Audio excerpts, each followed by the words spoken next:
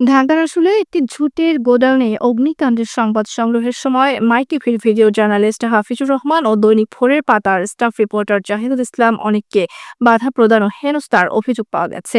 এ ঘটনায় আশুলিয়া থানায় পৃথক দুটি অভিযোগ দায়ের করা হয়েছে। ৭ই মার্চ আশুলিয়ার জামগড়া রূপায়ণ মাঠ সংলগ্ন শরীফের মালিকানাধীন ঝুটের গোডাউনে লাগা অগ্নিকাণ্ডের ভিডিও ধারণকালে এই ঘটনা ঘটে।